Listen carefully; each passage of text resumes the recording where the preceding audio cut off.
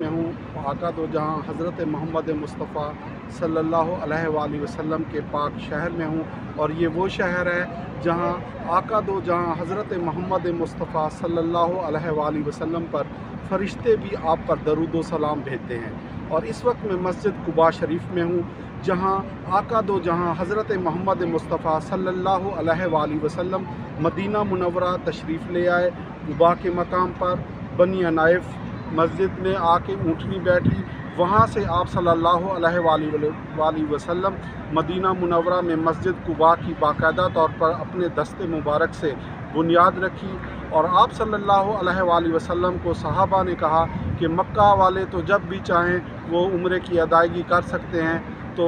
ہمارے لیے تو آپ صلی اللہ علیہ وآلہ وسلم نے کہا کہ جو عمرہ زائر، جو یہاں کا مقیم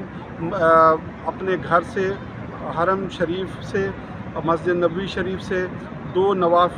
باقاعدہ طور پر وضو کر کے آ کے یہاں 2 نوافل کی ادائیگی کرے گا، اسے مقبول عمرے کا ثواب ملے گا۔ سعودی حکومت کی جانب سے یہاں بہتر اقدامات کیے گئے ہیں۔ اس دفعہ عمرہ زائرین اور عاشقان رسول صلی اللہ علیہ وآلہ وسلم کے لیے باقاعدہ طور پر زمزم کا یہاں مختلف جو ہے وہ پوائنٹ لگائے گئے ہیں۔